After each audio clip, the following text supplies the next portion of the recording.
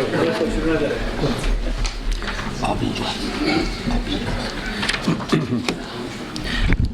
evening. Welcome to the first of our program for this quarter. I'm not going to detail the rest of these programs. They're on here. And if you are on our mailing list, you will be receiving announcements. Just want to mention two events. One is the Beta Prize, November 7th at 7 o'clock in the Alumni Center. Iraj Pezeshzad is this year's winner of the Beta Prize. He'll be receiving the prize, and Parviz Sayyad will be talking about creating the role of Asdullah Khan. And Mr. Pezeshzad himself will be reading one of his works. We have also a panel discussion about Simina Behbahani. As you know, Simina Behbahani traveled to Stanford several times, was the first winner of the Beta Prize. And on December 13th, we have a panel with Farzaneh Milani, Mary Hautes, Omid Behbahani, the daughter of Simina Behbahani, Kaveh Safa, and Professor Beyzai will be reciting a poem he has written in memory of Behbahani. I also want to tell you that this January 17th and 18th, Saturday and Sunday, we are going to be having a play reading of a new play by Professor Beyzai. It is called Mirak's Report. It has a cast of 20, and the tickets for that event will be going on sale, I think, by mid next week. And I suggest you get on to it because it is a remarkable, I think, historic event. Our speaker tonight is a man that is very difficult to introduce without sounding hyperbolic. Whatever I say about him will sound like I am waxing hyperbolic, but I am not. He's truly a unique gentleman scholar. He's a unique gentleman philanthropist. He's a unique gentleman political activist. He is as likely to write a remarkable book on Mithraic rights as he is to sue the federal government of the United States for unduly searching Iranians at the airport. He is as likely to come and talk for us as he is to donating a very big collection to many museums that he has been a very, very generous philanthropic contributor to. I think the best way I can describe him is that he is a man dedicated to Iran. He is a true patriot. He is a man who believes that patriotism is best served by erudition. So he's an erudite patriot who believes that the best form of patriotism is through erudition. So we all owe him a great debt. I'm very thankful that he has come. Please join me to welcome Dr. Soudavar.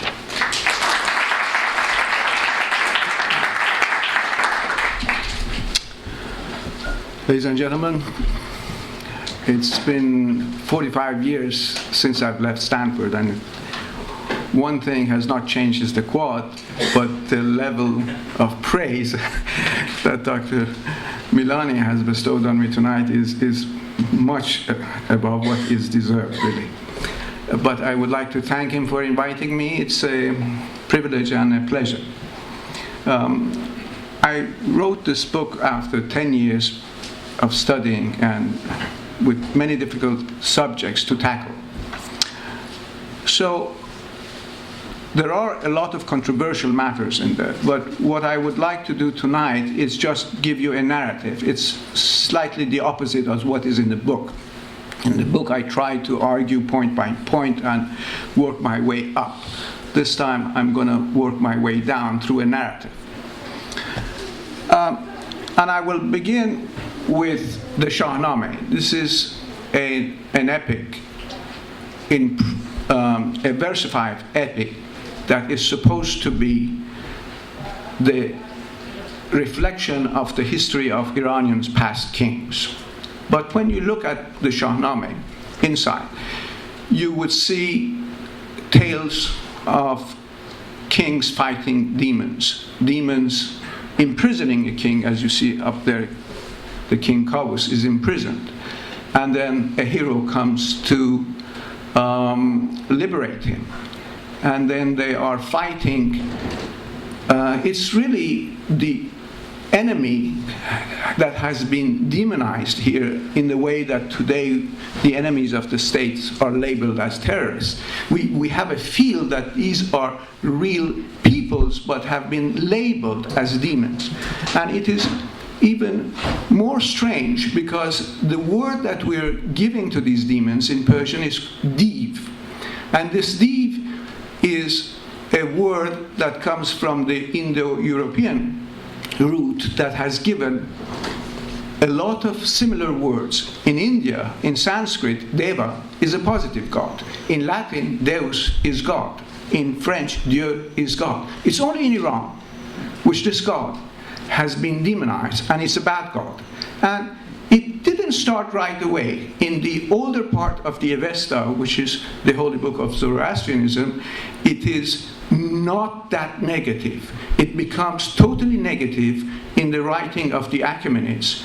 And then in New Persian, it's totally negative. So to understand what happened, something drastic must have happened. In the normal course of history, good gods are not turned into bad gods by a flick of a switch. It's something drastic must have happened. And to understand this, I will go back to circa 700 BC, where Assyria was dominating the area. Assyria was the bully on the block.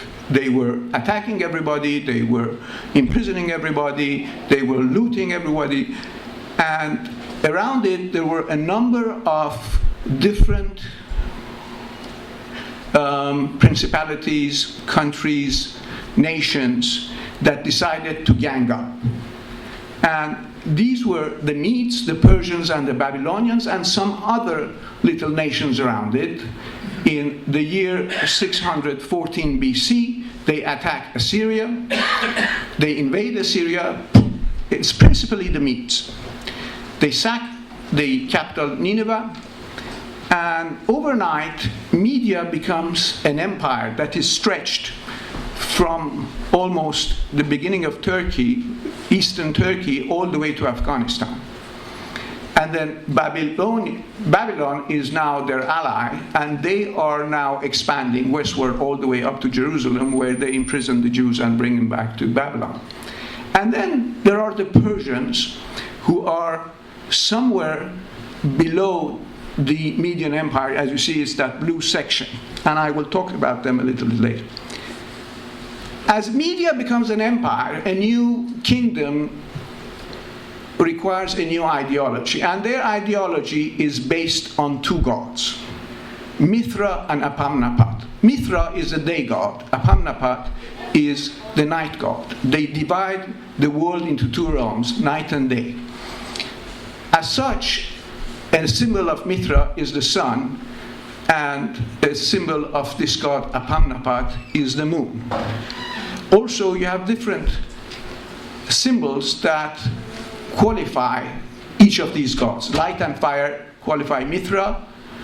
Water qualifies Apamnapat. In fact, the very name Apamnapat, it has two components. Ap, which is ab or water today in Iran, and Napat, which has given us Nave in Persian, which means grandchild, and nephew in English. So it's basically sun. It means the child of the waters. Apamnapat means the child of the waters, and as such, water is a symbol of Apamnapat. And then other symbols have been created for these two gods, like the lotus and the sunflower. As you see, sometimes very much combined together, because these two gods become very much intertwined with each other. And then there is the lion, which has always been in most cultures a symbol of the sun, and we have the bull or cow as the symbol of Apamnapat. Why? It's because cow in Old Persian was called Gao. It's the same word that has given cow in English. And when at nighttime they would look in the sky, the moon, the whiteness of the moon was called Gao Chitra. That means bright as milk, because Gao referred to both cow and the milk. So the cow and the bull became associated with Apamnapat. So there you had a variety of symbols that are now associated with these two gods that become the primary tandem god in the Median kingdom or empire. But there is another ideology that has to be combined into that, and that is something that is by nature a tribal ideology. It's something like the movie Star Wars, the Force. May the Force be with you. It's a live force that the Iranian tribes who came from Siberia thought that would give you power. If the hero has a victory, it increases his power, and that power is called khwarna in Old Persian. Today we call it far. If he increases that far by victory, that also increases the source of that power, the source of that force, which was called the Aryan khwarna. It belonged to the tribe. It is something that I could find among the Mongols, among the Turkmens, and all of these tribes have come down to Siberia. So my next investigation was, do we have it among Native American Indians? And in fact, the Sioux and the Crow have something very similar. In the image that you see at the bottom, you have the three stages of this tribal myth. When it is underwater, it is kept as a fire or light, and the best way to imagine that is as a pearl. So what you see on the bottom row, you have a row of pearls. Then this, in order to be released, it has to come out of the water, and what will bring it out of the water is a stack of lotus, and it comes out then into the sky as a sunflower, and once it's in the sky, that light can hit anybody, and if it hits somebody, he is the powerful man, he is the king, he is the victor. Now, that pearl underwater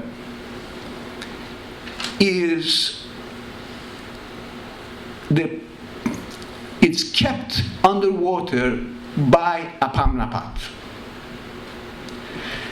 Here there's a fusion of this tribal concept with these two gods that we have, because they sort of match very well. If it is underwater, the guardian of it is Apamnapat. And sometimes you have, as the guardian of the pearl, this shape of a shell that you see on the right side. That's a symbol of Apamnapat, and I'll come back to that later on. So the shell is the guardian of the pearl. And then you have Mithra, who is the one who will bestow the far in order to empower people. So this is an ideology that existed prior to the rise of the Achaemenids, who come from Persia. Now, the last of the Medians is a man called Astyages. In Iran, it was called Azidahak, Bibarast, a number of different names, and at the end, they gave him an Arabic name, Zahak. He is the last of the Median emperors, and as such, he has matrimonial alliances with the king of Lydia, with the king of Armenia, with the king of Babylon, but also with one of the Persian kings. He is the king of Anshan. Where is Anshan? It's that left part of the Persian Empire, and in Iran, in Persia, you have a dynasty that was founded by a certain priest king called Achaemenes. And the progeny of this Achaemenid went into two branches. A main branch, which is what I call the Parsa branch, and a junior branch. Parsa is what they defined themselves. It meant not Persian. Persian is what became known afterwards. Parsa meant a fire priest. But he was a warrior priest. As you see that golden plaque, you have a priest which has a weapon. It's not the normal Zoroastrian priest. He is a warrior priest. And this was called Parsa because he was near the fire and he was the keeper of the fire. So you had a branch that was from father to son, the Parsa branch. And on the other side, you had another branch. Like in the Bakhtiari tribe, you had a main Khan, and the next valley, it was a cousin who was a junior branch. Now, as it happened, in the junior branch, because of the matrimonial alliances that they formed with Astyages, the daughter of Astyages was married to Cambyses I, this one here. And the issue of this marriage is Cyrus. So Cyrus is the grandson of Astyages, but also the son of Cambyses of Persia. So in a way, he has the legitimacy of the Median Empire and the Persian Empire. This Persian Empire is also formed of different principalities. In fact, we have two golden plaques from two of these kings, Arsames and Ariaramnes. These are the forefathers of Darius, where they call themselves King of Kings. And on top of that, they're saying, not only we're King of Kings, but we're also Parsa. They are the Parsa line.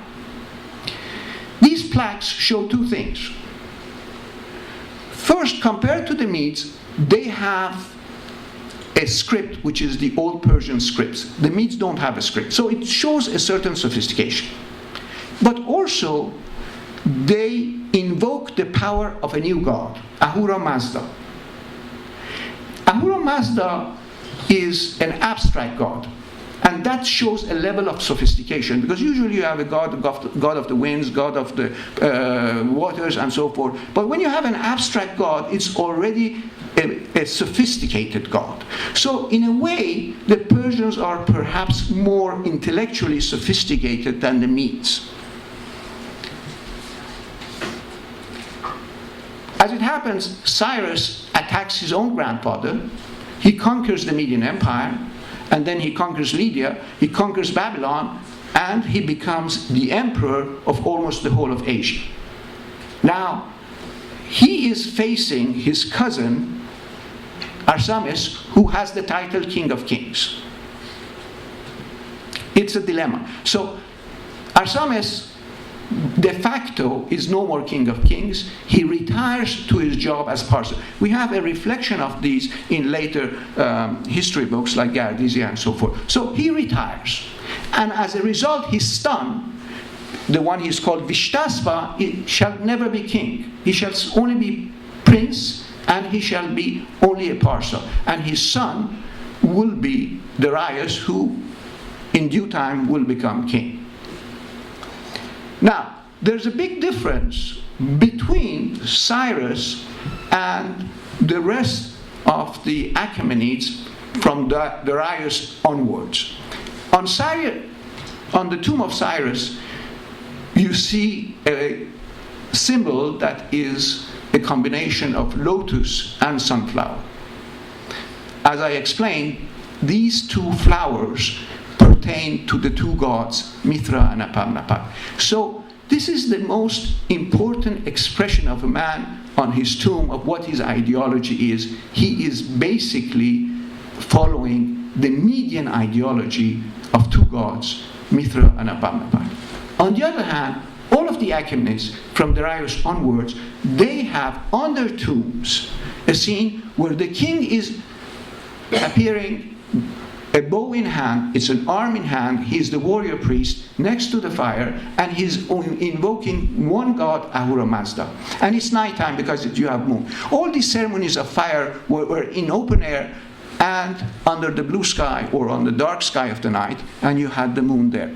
So there's a break in ideology between the Parshas and the Cyrus branch, who upon conquering, they conquered Media, they kept the Median ideology. Cyrus decided to keep the Median bureaucracy, the Median ideology, and he became a sort of successor to Astyages. Now imagine that Cyrus, despite his Median ideology, has come to power, and then his son as well, but the rest of the family are Parshas. They believe in Ahura Mazda. Little by little, the Parsa branch is now also asking for a fair share of the power, and there will be inevitably a clash between the Median priesthood and the Parsa priesthood. That clash develops when the son of Cyrus, Cambyses, he went to conquer Egypt, and on his way back, he somehow dies en route back to Iran. In the meantime, his brother Bardia is killed. There are different possibilities, either by the order of Cambyses or somehow he is killed. When these two disappear, the line of Cyrus is terminated. So who is going to be king? It seems that the Median priest, fearing the hegemony of the Parsas, decide to have a coup d'etat. They take the reins of power, and one of them pretends that he is the deceased Bardia. In a matter of months, people know that this is not true, and 7 conspirators, 7 of the top Persian nobility, decide to do away with this usurper Median priest that was called Gaumata. Among them is one Otanes, who is the brother-in-law to Cyrus, father-in-law to Cambyses. He's the most noble of the Persians. And there's this young man, 28 years old, Darius, and a few others. They mount a counter coup.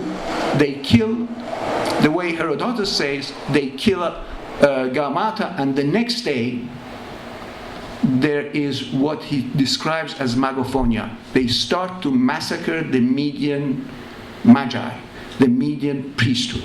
They massacred. That massacre was a sort of earthquake in the Persian history, an earthquake that split the Iranian society into two, and the tremors of that earthquake is still felt in today, and as I shall explain. So Darius now comes to power because among these 7 they have to decide who's going to be king. The only one who has the legitimacy is Darius, because he is from the line of the Parsos, the main line of the Achaemenids, and that's what he, in every inscription, he insists on. He says, I'm Parsa, son of Parsa, in opposition to Cyrus, who was not. He is sort of down-looking on Cyrus for the junior branch to have taken over the main branch and to have put aside his grandfather. Now, in his first declaration, after there are a lot of uprisings against Darius, he finally, after putting down all these uprisings, he has, in Bisutun, on the top of the mountain, he shows all the kings that he had, all the rebels that he has been able to crush and defeat, and he invokes the power of Ahura Mazda. It's thanks to Ahura Mazda that he has been able to kill all these rebels. And now he has to promote his new religion, Ahura Mazda. But they don't have a religion except that they think that Ahura Mazda is a great god. And they start experimenting. If you see in that little image up there, one experiment is they try to give to Ahura Mazda a sun emblem, a sun power. And in fact, it's the sun emblem of the Mesopotamian god Shamash. This is the first and last time that he's going to do that, because it's backfired. Nobody accepts Ahura Mazda as a sun as a sun god. And so from then on, he will never do that. And what you have is an Ahura Mazda like the one underneath, which doesn't have that sun symbol. So this is a symbol of gods throughout the Middle East and all the way to Egypt. It's a symbol that they create that they didn't have before. They borrow it, but it's a symbol that has a meaning among Babylonians, about Elamites, among Assyrians. Everybody understood that this was the god. This is the god. This is the symbol that he decided to have Ahura Mazda represented with. And then he builds Persepolis, and in Persepolis you see the expression, the political expression of Darius in the forms of three huge sculptures that you have, bas-reliefs that you have in his main audience hall in Persepolis. He is grappling with three types of animals. First, the two in color on the left and the one on the right. The two on the left, you see a lion and a bull. He is killing them. And along with that, in the foundation of Persepolis, he throws coins that have a bull and a lion on them. These are Lydian coins. It's as to he is burying this division of day and light that the Median had promoted. For him, he's got a theological problem. If Ahura Mazda is the unique god, you cannot have a division between day and night. So he buries this in the foundation, and above he is killing the bull and the lion, which were the symbols of this day and night division. On the other hand, what you see on the right hand is him killing a beast, and that beast is representative of the Median Magi, that Gaumata. What I argue is, especially he has a tail which is a scorpion, and the scorpion and the snake were very much intertwined with this, with the symbols of the Median Magi, as we shall see later. So, in the beginning, we had the word div that had only a negative connotation in Iran and a positive connotation elsewhere. Here, this image of the Median priest, the Gaumata with whom he's grappling, and in fact, this is exactly the way Herodotus describes that in killing Gaumata, they had daggers and he was grappling with him, and in fact somebody else kills him, but Darius was grappling with Gaumata. So in a way, this shows how Darius personally was grappling with Gaumata the usurper, and that image becomes the image of the div, the demon. It comes all the way down to the Persian miniatures on the left side. It's a bad image, the image of the demon. But the center one is what you will see in several Mithraiums. Mithraiums are the topic that I shall discuss next. But there, in the Mithraium, that same div-like sculpture has a positive connotation. So this is the divide. That div is the one that Darius did not like. He killed, but elsewhere, that div is still a good one.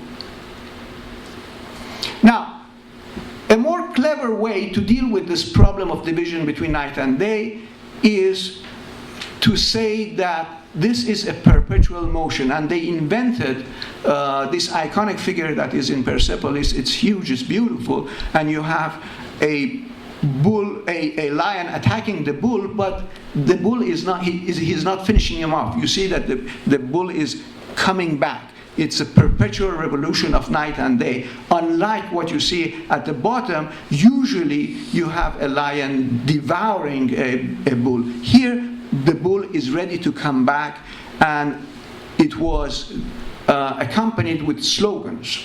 And that slogan that the bull and the lion represent a day and night revolution, and you see in these seals that above the bull and lion you really have the symbol of the sun and the moon.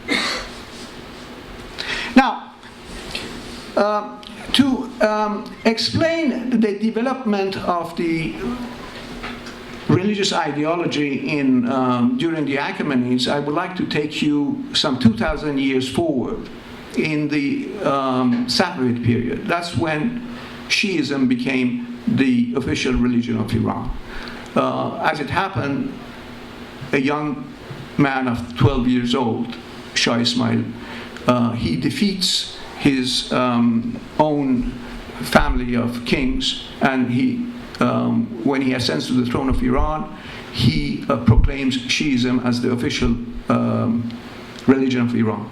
But that Shiism is not well understood by him nor his followers, who are dervishes from the Safavid clan. All they know is that they have a reference, a strong reverence for the Imam Ali, who's the cousin of the Prophet and who is supposedly his successor. They have this reverence for the Imam Ali to the extent that it overshadows the Prophet Muhammad and God himself. And Ali is almost God, and Ismail is God incarnate.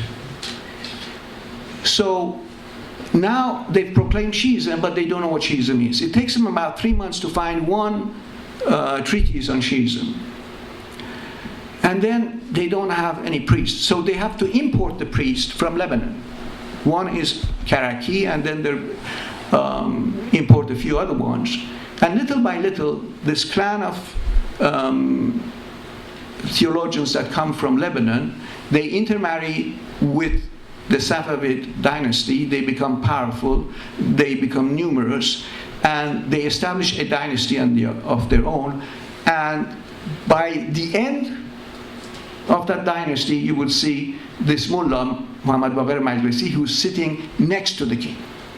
One generation later, the Afghan comes, and this Safavid dynasty is terminated. It is total chaos for about 50 years, or almost 80 years.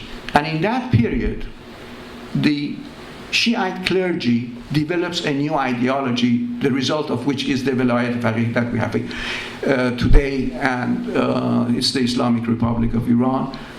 In that ideology, kingship was pushed down, religion was pushed up, and so the power and the balance of power shifted from kingship to priesthood. Exactly the same thing happened in the Achaemenid period. When Darius came, he didn't have a packaged religion. All he knew was Ahura Mazda, the same way as the Safavids promoted Ali. They didn't have a religion.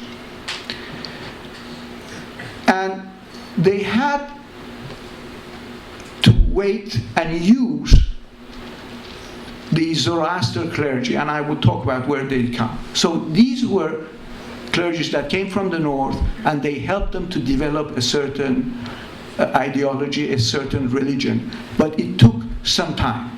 And meanwhile, the king, as the Safavid king, is on top of everything, on top of religion, on top of the temporal power as well as the religious power. And then comes Alexander. There is a void after Alexander.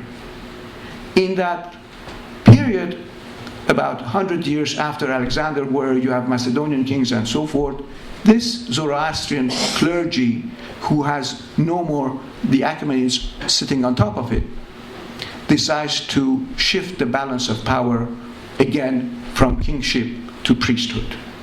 They push kingship down, they push religion up. How do they do that? Before I explain that, where was Zoroaster? Zoroaster was in the middle of a Median empire and preaching almost a new religion, but at least the supremacy of Ahura Mazda during Astyages' time. He's a troublemaker. Astyages goes and chases him away from his land. He has to go somewhere. Where does he go? He goes to Persia, as I said. The kings in Persia, they had a reverence for Ahura Mazda. So he goes there with some priesthood. We don't know if he's well received or not. There is a lot of initial unwelcome reaction, but eventually it seems that he gains the favor of the father of Darius, Vishtaspa, and also perhaps his daughter. If we go back to Pasargade, Pasargade is where Cyrus created an academy of Parsas. Pasargade is the Greek pronunciation of Parsa Kadak. Parsa Kadak is the dwelling of the Parsa. He created an academy there. Pasargade was not his capital, it was just a small academy of Parsas. And in there, because it's Cyrus who creates there, he puts, as the expression of his ideology, his two gods, Mithra and Apamnapat. I argue that you have one symbol, is the one on the right, which is still existing today. That is a symbol of Mithra. And the one on the left is, which you see a fishtail, that's Apamnapat. Now, this crown that has Mithra in here is a peculiar crown. It's Egyptian inspired. But why would they put a very elaborate crown on Mithra? It's because everywhere, when you want to give importance to the god, you inevitably copy the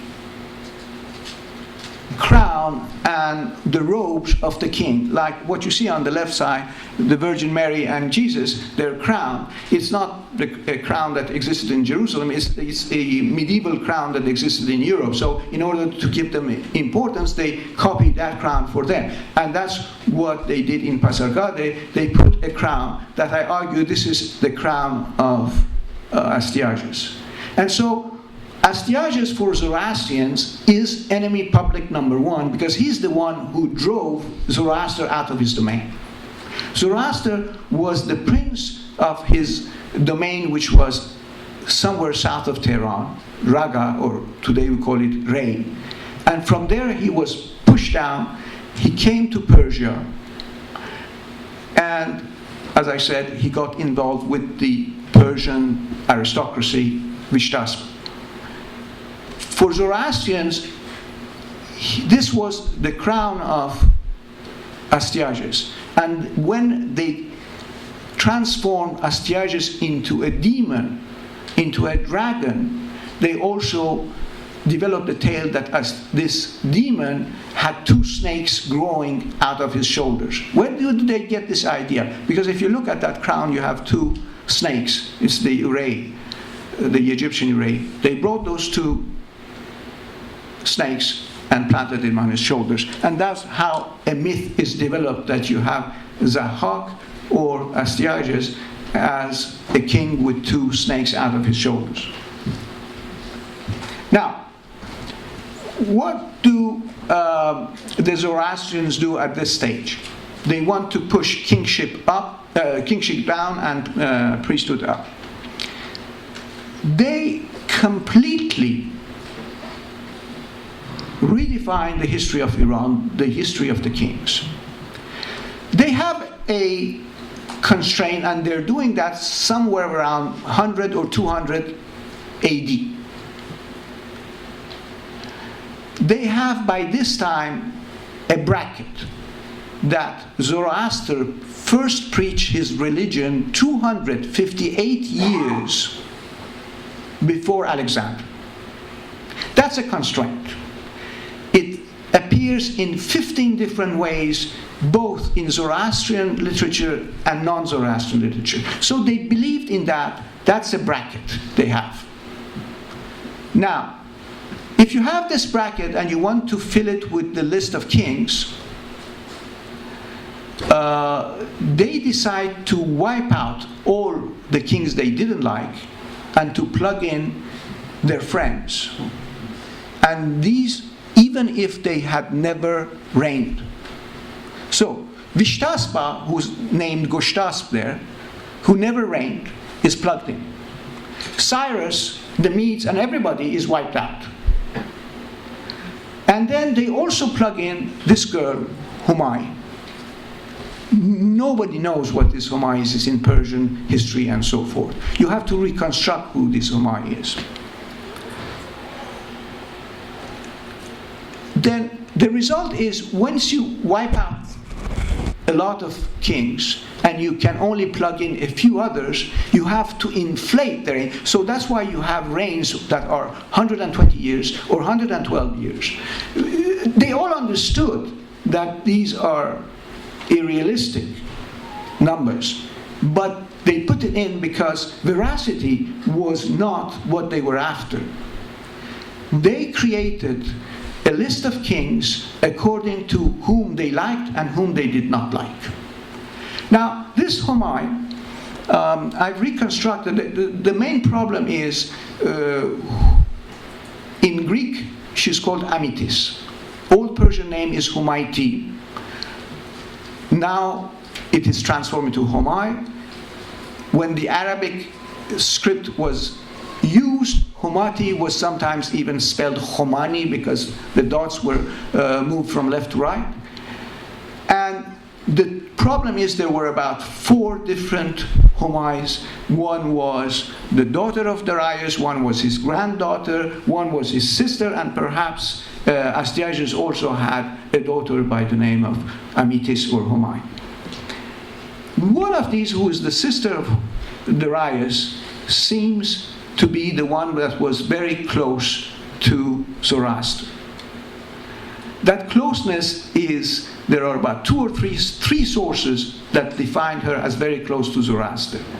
There's only one source that says that maybe she became the wife of Zoroaster. It's, for a variety of reasons, I think it is right, but it's only one source, so it's problematic. But the fact is, she never reigned, and nevertheless, they plugged her into the list of Persian kings. Now, the Achaemenid kings are no more there. The Zoroastrians are trying to create a religion. Their religion is restrictive because it's only one god. In Safavid time, when Shah Ismail came, 90% of Iran was Sunnite, and he forcefully pushed Shiism into it. So it's the same situation in Achaemenid time. 90% of Iran is worshipping other gods, and very few are worshipping Ahura Mazda. So nobody is really following this religion, and the Zoroastrian priests were clever enough to say, okay, if we want to bring everybody in, we'll create an all-encompassing religion that will bring, you're worshipping Mithra, come on in. We all also accept Mithra. You worship Tishria, come on in. And they bring all these hymns into one package that is called the Avesta.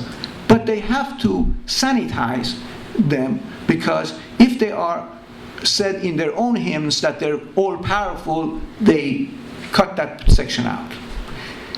As a result, they create a religion that is the opposite of what Zoroaster had preached. Zoroaster was in love with his own God.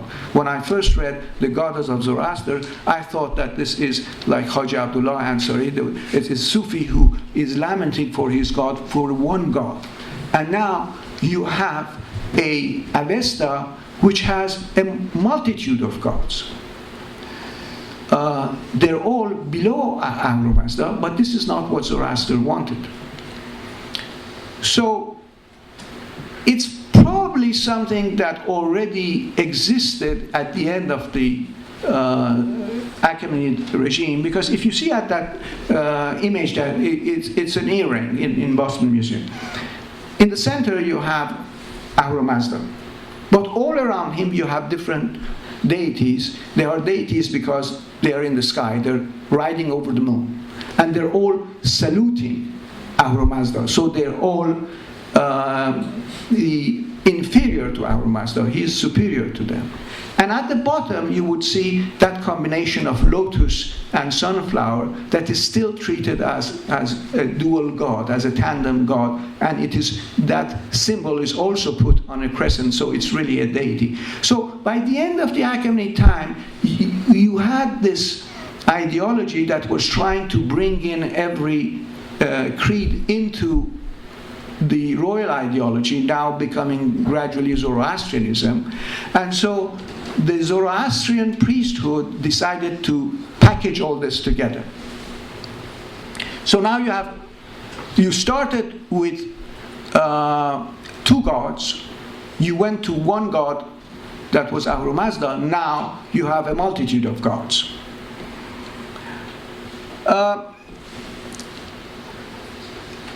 One thing is very peculiar in the Avesta, because you think this should be the real repository of the Zoroastrian religion.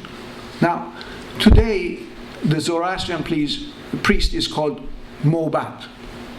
That started from a word that was Magu, and Mobat is Magubed, the head of the Magu. And Magu is the word that has given Magi in English, and the word magician, because they thought that these magi were magicians.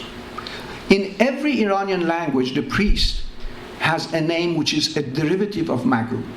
In every Iranian text, he has a name that is a derivative of Magu, except in the Avesta.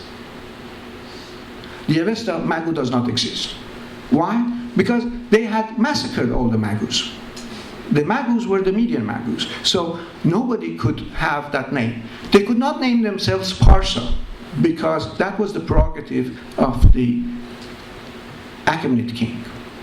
Zoroaster called Parsa by another name, by an old Indo-Iranian name Kavi, which was a priest. So that was the name that Zoroaster gave to the Parsas. But the Zoroastrian priesthood invented a new name, Athravan, which was exactly a parallel to Parsa. Athravan meant the one who was the keeper of the fire. Keeper of the fire is exactly like Parsa. They invented that name.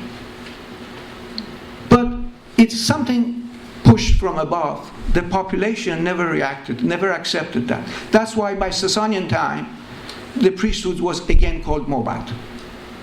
They never accepted this Atravan. Atravan never became popular because it was something that was a decision on the top. People continued to call them Magu or Mobat, even though all the Magus were massacred. Now, in bringing all these gods into this Avestan mold, they were successful in doing that, except for one god, Apam-Napat. Because Apam-Napat had a real problem from day one for the Darius and Zoroastrianism. Apam-Napat was the creator god. Imagine in the desert that is Iran, life comes out of water. So it's very natural that the god of creation was Apam-Napat. Apam-Napat was the creator god, and now that Ahura Mazda is presented as the god who was the creator and all-powerful over everything, there was a clash. Apam-Napat had to be pushed out.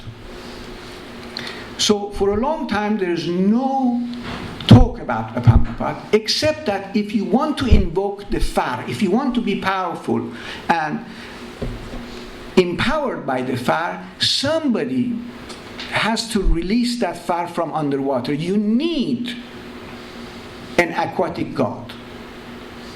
That's why they pushed Apam-Napat out and introduced a new goddess of the waters, Anahita, towards the end of the Achaemenid period. But not everybody accepted that. There seems to have been two schools of thoughts. One say, let's bring in Apam-Napat while we shave off everything that sort of put him against Ahura Mazda. The others were saying, the more radical were saying, no, we'll replace it by Anahita.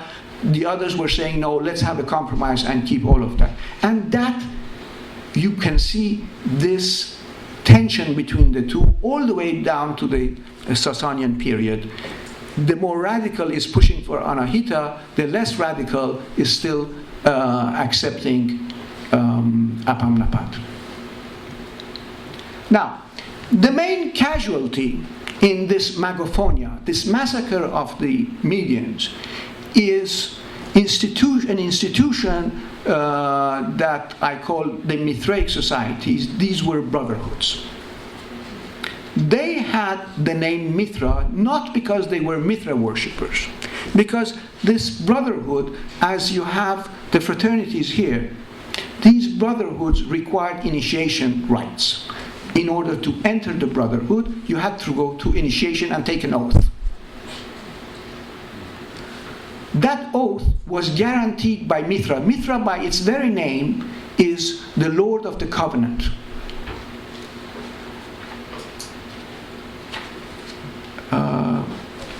What time is it? 7:20. 7:20. Okay. Okay. This thing is way too late.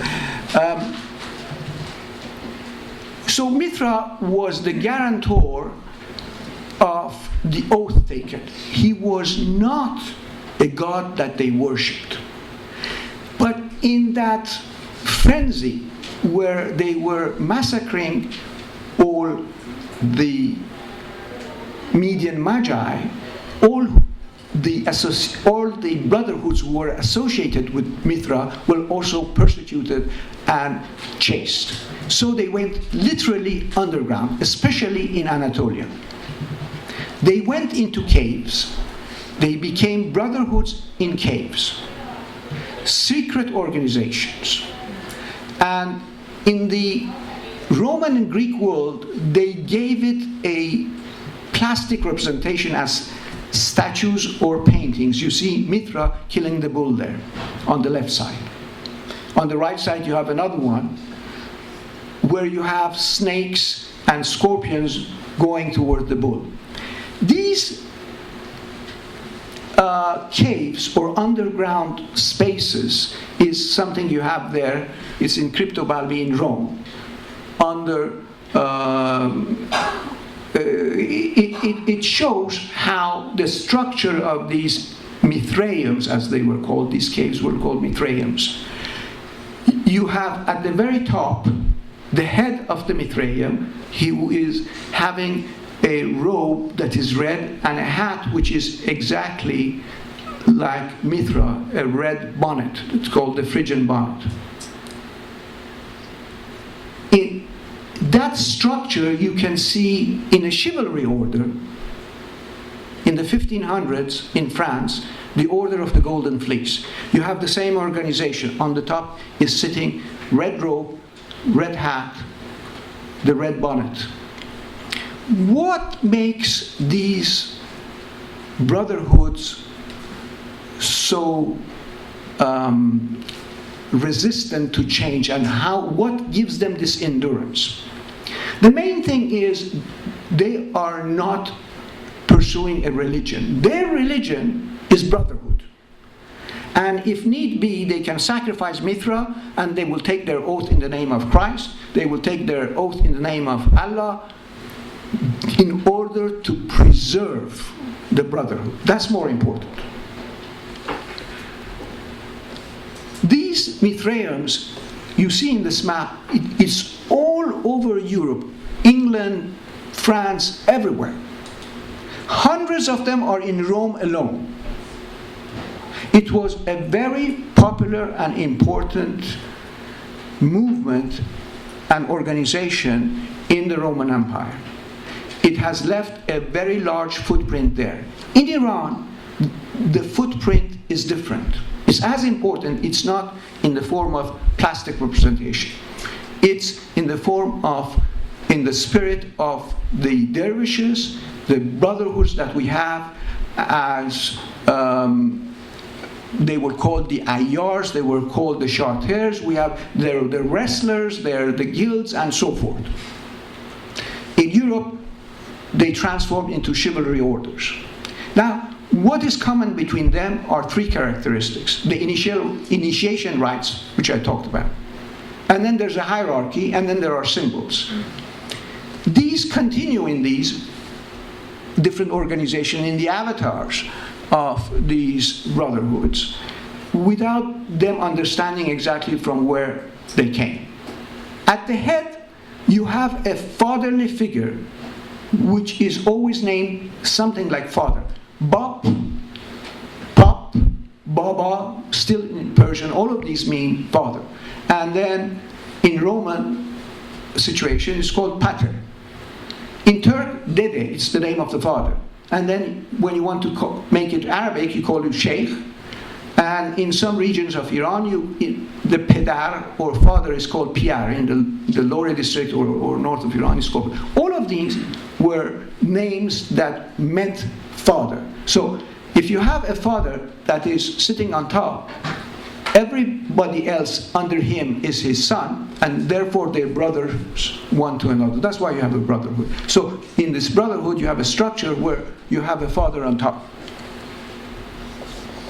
And they have symbols that are common to a lot of them. One of them is this 3-dot symbol. You see, in the Ottoman Empire, it becomes very important. That's 3-dot, I argue that it is coming from a combination that we call the Winter Triangle. It's in the constellation of Canis Major.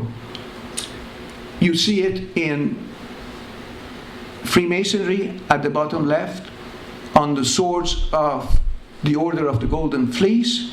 You see it on Sasanian coins. You see it on dervishes as a tattoo mark on here. In all the brotherhoods, they appear one way or the other. They don't necessarily understand where it came from, but these are symbols that solidify the procedure by which this brotherhood becomes very cohesive and loyalty is bred through the brotherhoods. A most important activity of these brotherhoods is the communal meal. You see the dervishes on that miniature on the right. They have a communal meal where they distribute the meal, and everybody is participating in that meal.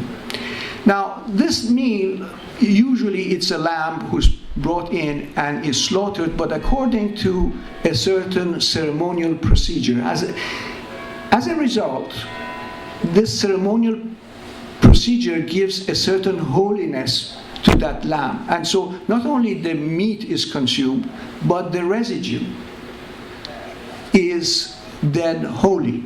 And all the dervishes use this sheepskin. They use it on their shoulders. You see in that miniature, they've got it on the shoulders, they've got it as a bonnet. It's something holy.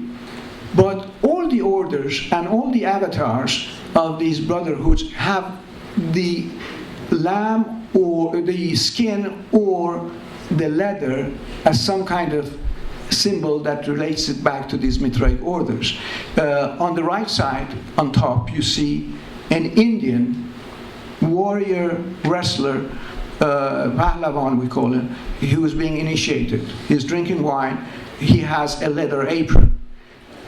In the central part, you've got Turkish wrestlers. They're having a short pants that are in leather. At the bottom, you have Sufi dervishes who are sitting on a sheepskin. That sheepskin, in the dervishes today call it pustaht, the skin throne. For them, it's their throne. They're sitting on it, their throne. But to protect themselves, they call it sometimes sajjadeh, a prayer rug in Islamic terms. But when you have, in the process of question and answers, you ask, the novice has to say, answer this question, what is the pustah, or what is the sajjadeh? They say, well, the sajjadeh is the same as pustah. They know that they've given it an Islamic name in order to protect themselves. And you have, in the Order of the Golden Fleece, the very symbol, the golden fleece, is a fleece. So Now, each of these are in a new environment. One is in a Christian environment, the other one in an Islamic environment. How do they protect themselves? The order of the Golden Fleece is very interesting, because as you see on the top left, you have the sovereign, or the head of the organization, which is sitting on top. But the second in command is a bishop. By statute, he is the one who takes the oath. He's a bishop. And now this bishop has a main problem, because the Golden Fleece is a pagan emblem, and he has to justify it. So how do they justify it? He opens the Bible and he looks around. In the book of Gideon, there is a lamb running somewhere. So they say, oh, that Golden Fleece is this. It's not very convincing, so the next chancellor, he's called Abbé Guillaume Filâtre. He finds 5 more, and then the story of Jason and the Argonauts, he combines them all into one package, where each lamb that he finds in one story of the Bible is given a virtue. So you have a total of 6 virtues that are representative of Christianity. So it's sort of muddying it up, but they're giving it a sort of explanation that is rooted in the Bible to make it look Christian. That's exactly what they do on the Persian side. You have a skin throne that is not Islamic. They call it sajjadeh. Doesn't stick very well. They have to find a Islamic camouflage for it. They open the Quran, the sacrifice of Abraham. They say Abraham, instead of sacrificing his son, he sacrificed a lamb. So this is the skin of the lamb. So when they want, they can open the book and find a justification why this is acceptable.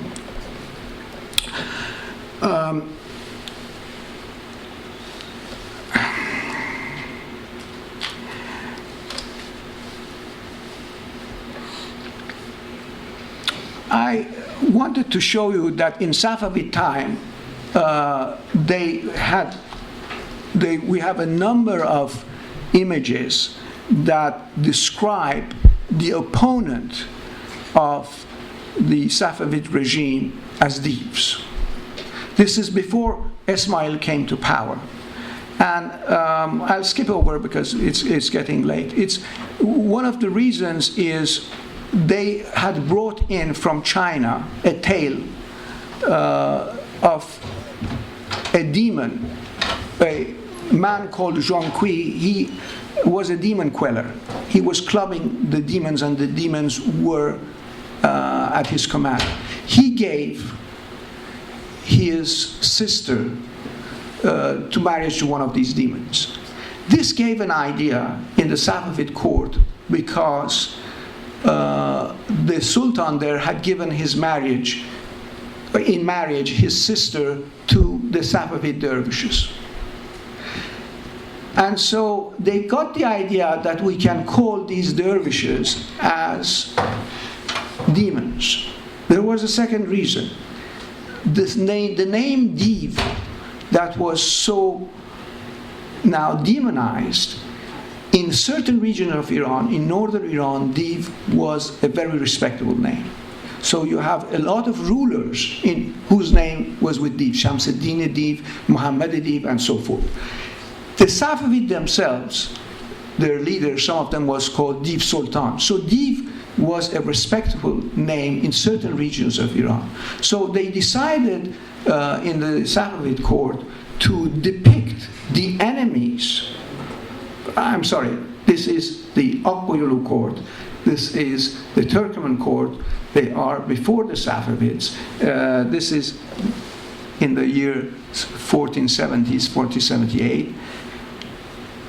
They depict the Safavids, the dervishes that later on take the reins of power under Shah Ismail. They depict them as thieves. And you see all kind of thieves that are depicted in there.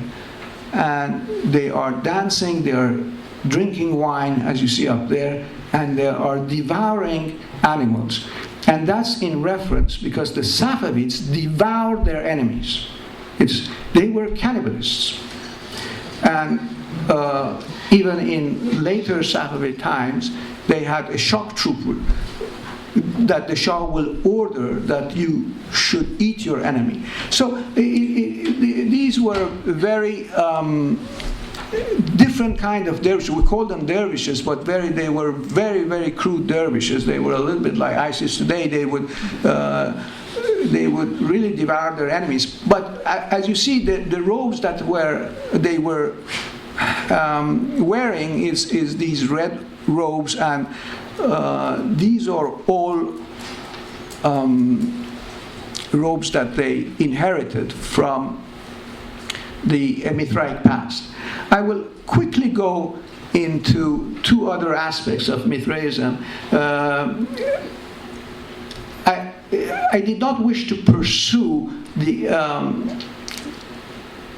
what effect that Mithraism had on Christianity, but it seems that at the beginning, because it was an underground movement, Christianity very much saw in the organizations that the Mithraic had a system that it can emulate, and they probably got very much enmeshed together, to the extent that a lot of things that you have in Christianity, from the red hat, the red robe of the bishop. In fact, the hat of the bishop is called mitre in reference to Mithra, and you see that you have among the Belavi dervishes in Konya in Turkey a hat that looks like a mitre of a bishop.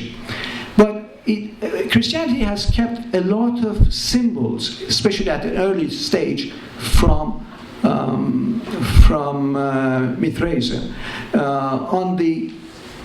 On an ivory plaque that you see on the right, Virgin Mary and the infant Jesus, but on the top left and right corner you see a sun god and a moon god. Sun day and moon day are still very much with us today as a remnant of that closeness that they had to the Mithraic congregations. In early Christian churches, you have symbols that combine the symbol on the left, a sun and a shell.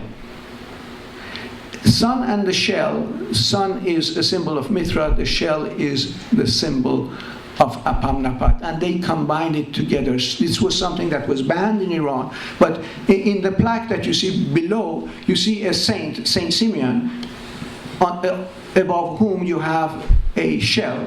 He himself is wearing a Mithraic bonnet, the Phrygian bonnet, and you have a Mithraic snake going around him.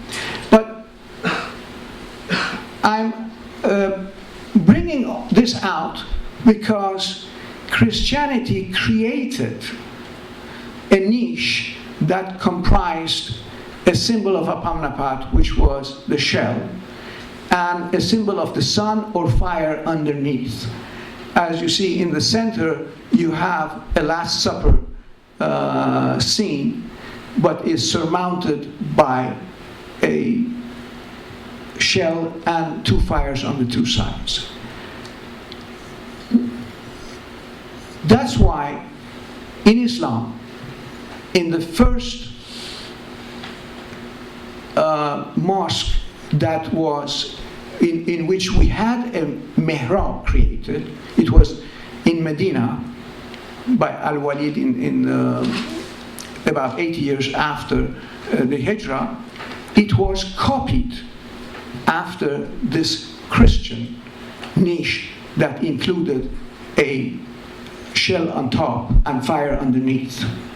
And you see on the left side where the mihrab still has light and fire and candles underneath. On top, the shell is now being transformed into something else which is called mogharnas, but inside those mogharnas you have got shell signs. The mihrab on the right is about 120 years after Hijrah, and it's the one built in the Al-Mansur Mosque. Is still this one is in the Baghdad Museum, hopefully. In Iran, because Apam-Napat was pushed away, that symbol of the shell did not exist. There are one or two examples only. The one on the bottom is in the Persepolis Museum. It was dug out of a mosque in Estakh, which itself had used this from the Hellenistic period. This was a piece from a Hellenistic period monument that was integrated in an Islamic mosque. Now, I would like to finish with something, a quotation from Matthew. It's Jesus who saying to the apostles, his followers, that you should not be addressed as rabbi, as teachers, because you have only one teacher, and that's God above. And you should never call anybody on earth as father, because you only have one father. Now, Matthew is the oldest of all of the Gospels, so for Christianity, this creates a lot of problem, because obviously in this verse, not only Jesus is the son of that father, but all his followers are also treated as son of that father. But what's important is Jesus is apparently seeing other organizations where they are organized with a father on top. And he doesn't like this, rightfully so. Because no matter how much that brotherhood is communal, is friendly, and there's loyalty among them, the moment you create a hierarchy, the moment you have a father who has a certain power, he can be a good person, but he can also push you towards something that is not good. He can push you towards good, but he can push you towards bad. And that's why in these brotherhoods, you have all kinds of organizations. In the Roman period, you have as members pirates and legionnaires. In Iran, you have lots, lutis, you have Jawan Mards, you have dervishes, you have good guys, you have bad guys. The one underneath is the representation of a gang, the Vorvizakon, who is the mafia gang of Russia. And these, you have two symbols, two sun symbols on their shoulders. It's the one that the founder of the Sassanid Empire, Popak, the father of Ardashir, you see on the left side, he had it on his shoulders. You have the same symbol on seals, on rings of the Mithraic pater or father, and you see on the right side a chivalry order which is dispensing knighthood, and he has a solar emblem also there. So it can go toward good or bad depending on how that fatherly persona will conduct these. Thank you very much.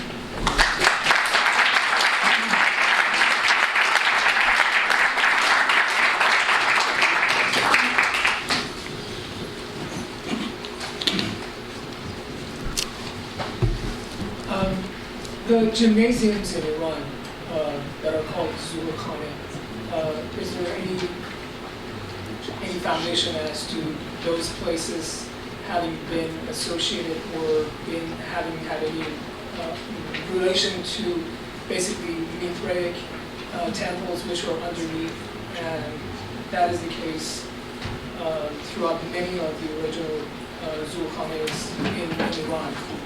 Even in the region of Azerbaijan, there are places of that, and they are all located next to rivers or waters or creeks. The late Mehrdad Bahar once suggested that, and he was clobbered by saying that no, there's no relationship between the Zulkhane because they're invoking Ali in their procedures and so forth. So these organizations are all avatars of the Mithraic societies. They inherited certain procedures, certain symbols. In the Zulkhane, they have that leather short pant. They have a sunken forum. That's where they fight, which is, as you saw in the Mithraium, it's sunken. Then they have water. So they have a lot of symbols and procedures that they have inherited from these past organizations. They don't know it. They don't want to pretend that. But the most important one is the very name Pahlavan. At the very start, what I said as Parsa, this is a word that had two different pronunciations. In the early Iran, in the Persian part, it was called Parthava. In the Eastern Iranian world, it was called Parthava. And both meant the same thing, two different pronunciations. Parthava became Pahlav, and the word Persian today, Pahlu, which is near. And that's where the idea that Pahlu means next to the fire. And there was a hierarchy built on Pahlav. The word was called Pahlom. Pahlu-om. Whoever is closer to fire is more prestigious. So Pahlav or Pahlavan is the same word as Parsa. In fact, a lot of dervishes, Khaja Abu Nasr Parsa, has the name Parsa as an epithet in it. So they all come, but now that distant past is forgotten. When do Zoroastrian temples start to be called doors to Mitra, and why?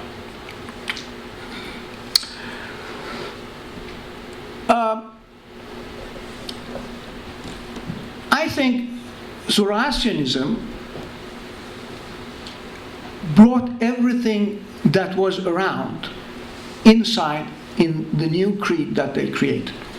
Now, Suryan Melikian has written an article about the Mihrab, and what he tried to justify was to say that the Mihrab is a two-dimensional projection of the Sasanian Chartak, which is a canopy over fire. And so you project it on a two-dimensional, you squash it in, you have that mihrab like this, and you have the fire underneath or a lamp underneath. Etymologically, the earliest references that we have for mihrab, even prior to Islam, is the mihrab is the focal point of a ceremonial hall, or in the house, is the most important place. There are two, perhaps, reasons of the appellation Dar-e-Mehr. Because fire is very much associated with Mithra. And when it was incorporated into Zoroastrianism, fire remained very closely attached to Mithra, but also became almost a symbol of Zoroastrianism itself. So when you see the projection of this canopy on the wall, which becomes the mihrab, it is presented almost as a gateway. You have the same things in Freemasonry. You have these canopies represented as a gateway. So you have and then you have a number of mosaic floors that have been discovered in Israel. They call them synagogues. They're not. They are the floors of Mithraic gathering places. And in there, this canopied structure under which there is fire, in many instances, they look like gateways. So Dar Mer, it's sort of a gateway towards Metro. But the original is not Daramer, it's Devine. They say Darbe Mer, Dare Mer, it's not clear. We have one rewayat that says this structure needs to have 4 doors. So it's not clear whether it is, let me show you something else.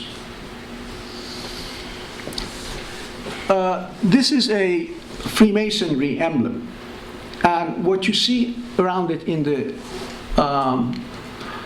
triangle is the Zoroastrian motto in French, which can be translated good thought, good speech, and good action.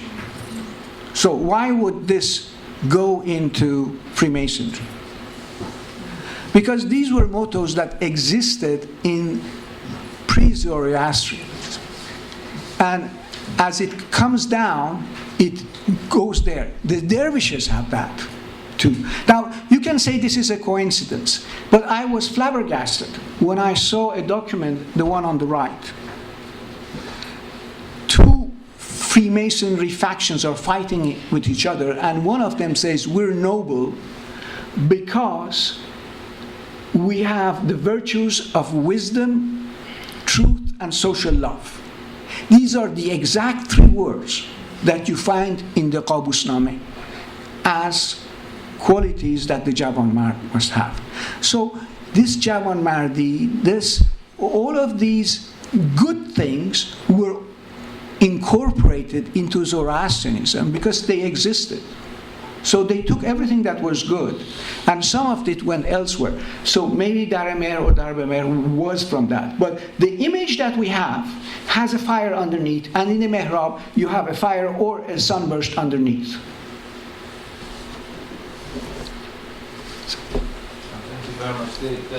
The symbol of Aura Mazda that you showed in the beginning, the old man in the wing, rain, or sun, was that adopted by Darius, or was it really a true symbol of Aura Mazda? Because I think that Sasanians never used that, so is there any explanation for that? The model is something that existed all over the Middle East. Babylon, Assyria, Elam, they all had that as the model of a powerful god. Today, Zoroastrians call this Fravahar, or the Faravashi. But nowhere in the Avesta you have a description of the Fravahar or Fravashi having a conversation with man or with Zoroaster, with the king or anybody. And in most images you see Ahura Mazda making a sign like this and the king reciprocating that. So there's a conversation between. So this is a god conversing with the king. The first one archaeologically that we have is Darius. Now, Darius goes through 2 different stages of defining the symbol. As I tried to say, Darius at the beginning was experimenting. So he took this Babylonian mostly, or Assyrian symbol, which had square wings. The wings are square, the tips are square at the end. Then, because he had been to Egypt, he sees that the Egyptian one is much more elegant, and it has curved. And then he decides for the far, he has to have a symbol, and that symbol is again a symbol that existed elsewhere. It's wings, at the center of which you have a symbol. It's that pearl. You have concentric, it's that pearl. Because, at least in the Avesta, if the far is there, until you sin or you make something wrong, then this bird called Varekna, it takes it away. So as long as this bird is still there, it shows that you are in possession. Now, Darius has to combine, like the Medes, two ideologies into one. The fact that Ahura Mazda is powerful, and he must bring the Khwarna in it. I don't have the picture of it, but in one of the symbols in Persepolis, you see it clearly. That little man, bearded man, Ahura Mazda, is riding the Khwarna. It's beneath his feet. So they created this ideology that Ahura Mazda was only the creator of Khwarna. He is not the one who gives it. He's not the one who takes it back. In the Avesta, it's still Mithra. Mithra gives it and can take it back. But to give the justification for the greatness of Ahura Mazda, he is said to be the creator of the Khwarna. That idea is not a Zoroastrian idea. That idea was Darius's and Darius's bureaucracy. They created that, and later on Zoroastrian. So a lot of things that we see in Zoroastrianism, these explanations, these accommodations, they were created by the Achaemenids. The Zoroastrians then followed them. On that note, going from the bipolar deities that you talked about, Mithraic and Apamnapat. to transformation to Ahura Mazda as a single deity. Later you mentioned that the Magi consolidate the power to try to bring in from other factions to accommodate everyone. And you mentioned, therefore, you get the gods coming back into Avesta, a vision that Zarathustra didn't have, as you said. So could you elaborate a little bit more on that? So all the ferishtes or devs or demons that we hear in Avesta has nothing to do with Zoroastrianism per se, the way Zoroaster talked about these things. It's, you know, I only studied this from a few angles, so there might be a lot more angles. The way I see it, my good friend John Kellens, with whom I always fight, because he thinks that Zoroaster never existed, and he has seen, rightfully so, two. Let me come. The Avesta is a combination of hymns that you must recite. So it's not really a holy book, but it's a procedure like today they recite du'as. So it's a combination of these du'as.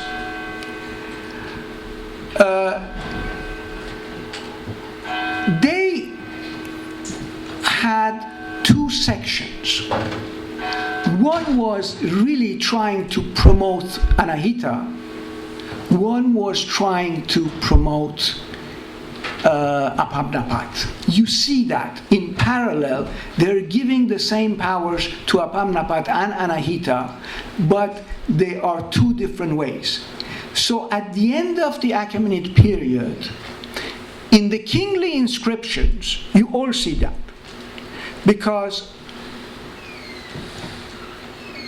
Artaxerxes II, who was challenged by his own brother Cyrus. Cyrus was in Anatolia. According to Xenophon, Cyrus is bringing back the procedures of the Magi. And they have to fight. It's a big fight. Artaxerxes II becomes victorious. But whenever a king is challenged in Iranian history, he goes back and creates an image, and on that image he must show the support of the gods. The most important gods are the gods who are responsible for the Khwarna. That's why he needs two gods. One is the one who can bestow, that they all accept is Mithra. The problem is, who is the counterpart? Artaxerxes II brings in Anahita. She is an aquatic god. So already there we have Ahura Mazda, we have Mithra, and we have Anahita in the inscription of Artaxerxes II. Clearly, after him, Artaxerxes III does not believe in Anahita. He drops out Anahita. He says, by the power of Ahura Mazda and Mithra, may this palace be preserved. So, you see, there is tension. One takes two gods, the other one drops one. He doesn't want Apamnapat. He probably believes. In the Sasanian period, you have kings that are for Apamnapat. You have kings who are for Anahita. Now, by extension, you have all these other gods who are also incorporated into the Avesta. But when you read the original Gathas, Zoroaster has only praise for one god. He's lamenting, he's in conversation with him. It is one god, and that is Ahura Mazda. This is somewhat tangential to the main theme of the talk, but you mentioned Ismailis promoted Shiism, and I was wondering what was the underlying motivation. One explanation we were given back in the school was that that was the only way he preserved Iran from being subsumed in Ottoman by distinction among the religion, but I haven't come to a very coherent story at why Ismailis gravitated to Shiism and how it prevailed.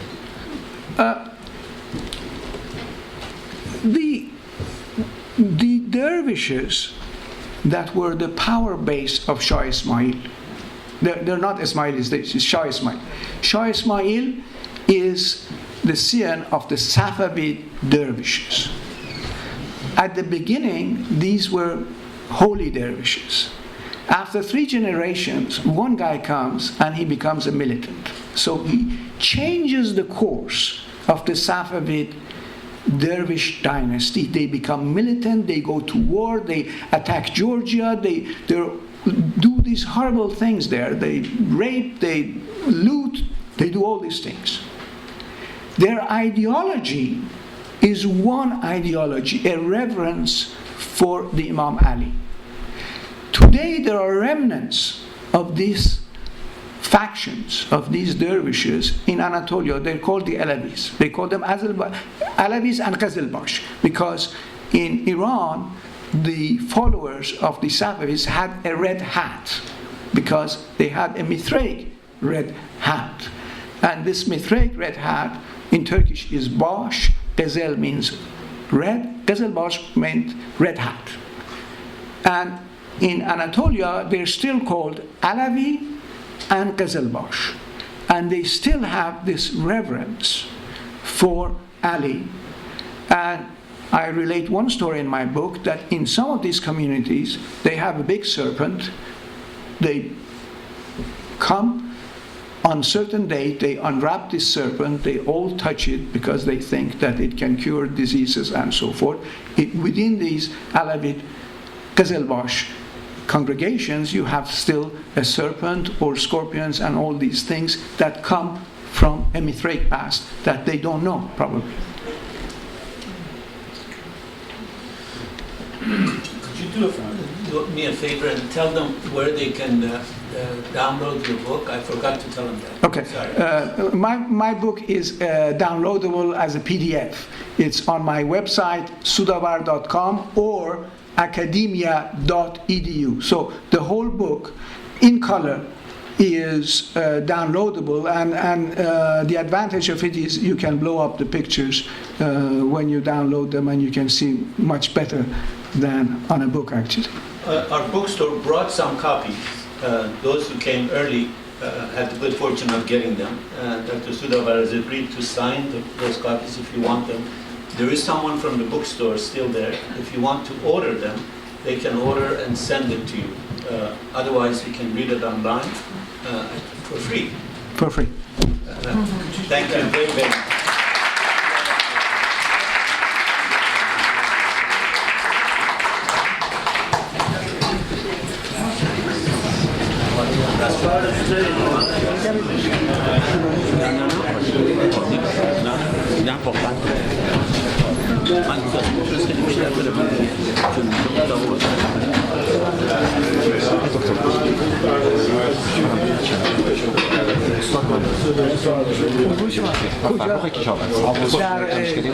ای بابا ای بابا قربان شما برم تو انالیسیس بله بسیار شما بفرمایید what factors contribute to the demise of the Mitraics? One minute they're religion of the Rome, the next minute they were considered pagan, lively, self-reliant.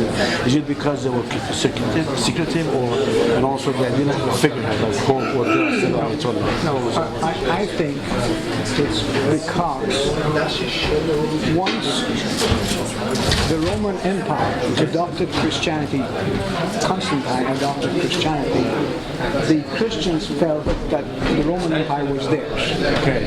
Then comes